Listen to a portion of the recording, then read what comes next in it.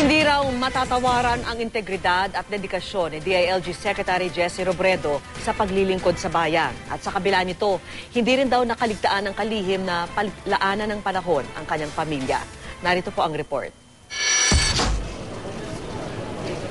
Itinuturing siyang idolo sa lokal na pamamahala. Katunayan para sa iba, kakabit na ng pangalang Jesse Robredo ang pagpupunyaging ibalik sa mga mamamayan ang kapangyarihan.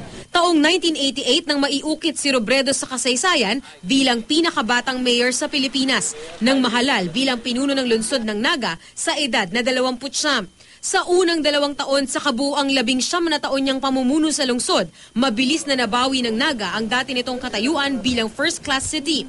Si Robredo rin ang kauna-unahang alkalde sa bansa na ginawaran ng prestihiyosong Ramon Magsaysay Award for Government Service noong 2000. Sa paggawad sa kanya ng parangal, binanggit ang hindi matatawarang dedikasyon ni Robredo sa paghimok ng pakikilahok mula sa kanyang mga nasasakupan. Para sa kanya, walang gawaing pampamayanan ang hindi mahalaga, kahit pa ang simpleng pagwawalis sa lansangan na siya rin daw mismo ang minsay gumagawa.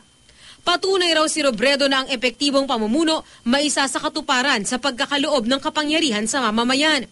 Pero kasabay ng pagiging mabuting lingkod bayan, hindi raw pinabayaan ni Robredo ang kanyang pamilya. Sa sanaysay na isinulat ng kanyang panganay na si Jessica Marie o Aika na nagwagi ng unang gantimpala sa Ramon Magsaysay Student Essay Competition noong 2003, ikinuwento ni Aika na kahit patutok sa serbisyo publiko ang kanyang ama, ni minsan, hindi raw siya nagkulang ng panahon para sa kanyang pamilya. Lahat daw ng okasyon mahalaga para kay Robredo, mapa-PTA meeting man, recital o kahit ang pagtulong sa kanyang mga aralin. At ang pinakamahalagang leksyong natutunan niya mula sa kanyang ama, walang maliit o malaking gawain pagdating sa pagtulong sa kapwa.